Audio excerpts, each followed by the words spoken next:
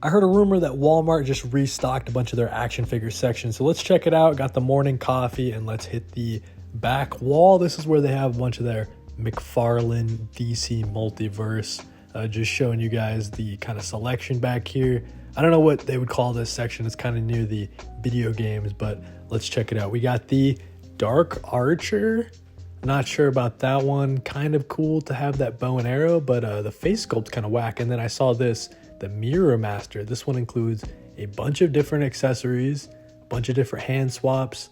That's pretty cool. I don't have too many of the Flash Rogues, so that could be a nice addition. Just taking another look at the Dark Archer here. This Superman figure has been collecting dust here at this Walmart for a really long time. The face sculpt is just kind of weird. I guess it's kind of cartoony. There's also this really cool Hush Riddler. This is probably the definitive, in my mind, the definitive Riddler McFarlane. But I already have it, so I don't need it here. Also saw this Metamorpho from the Superman movie. Yeah, not too sure about that one. Maybe my brother would like it. There's also this Dark Flash. Thought this one was pretty cool. I kind of like the zombie head sculpt on it. Comes with a bunch of different head swaps as well, but not something I need to pick up. I'm also not picking up the animated series figures. There's also this guy. There's quite a few of these. The Guardian.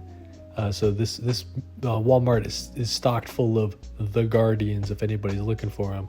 There's another of those Supermans and another Guardian in the back. There's also this Berserker. If you guys read that Boom Studios series, pretty good. It's pretty much an undying, unkillable Keanu Reeves type of character. But there's an action figure of him as well from McFarlane.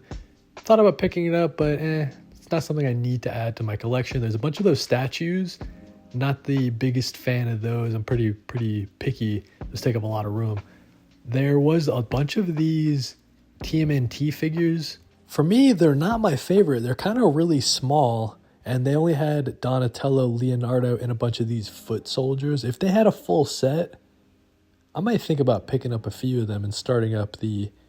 I don't want to make a whole TMNT collection, make it a whole thing, but maybe just the ones from McFarlane. I'm not sure, but yeah, a little bit too small. But I saw this in the very back. Looks like someone was trying to hide it or something. We have a DC Classic Batgirl.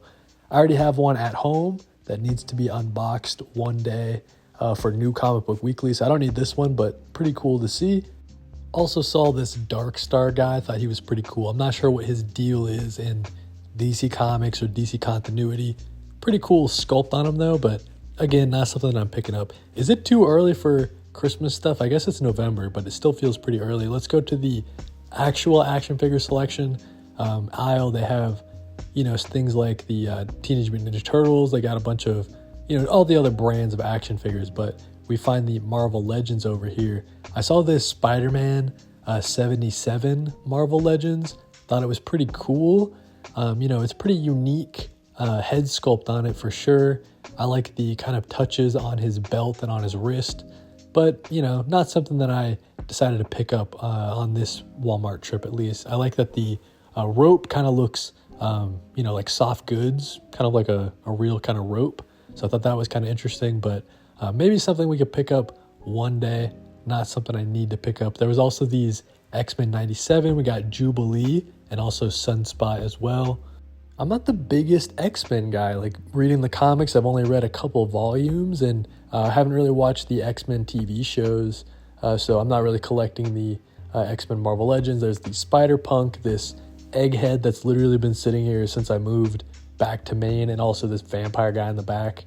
And then there is these, bunch of Spider-Man 77. So if I ever decide to pick it up, or if it's ever on clearance or something, we know where to find a bunch.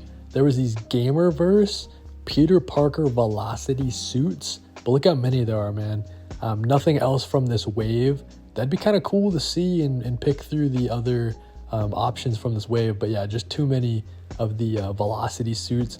Also a bunch of these Far From Home Peter Parker Spider-Mans and this Captain America from the movies. A bunch of those that just kind of sit there and collect dust. And yeah, that's kind of the action figure selection at my Walmart. Not too crazy, But where I live, there's not too many places to do action figure shopping. As we see here, there's these Street Fighters. I think these are pretty cool. I'm not like the biggest Street Fighter guy, but just the fact that they include so many accessories and the pretty good detail on them, I think they're pretty cool. I also saw these, if you're into One Piece, if you're into Dragon Ball, they have some cheaper options out there. Some pretty cool Simpsons action figures. And then we hit the Lego section. I saw these Spider-Man Across the Spider-Verse blind minifigs. That might be cool to go through. It's just so sad to me that they have locked up the Legos now. Like they started locking them up.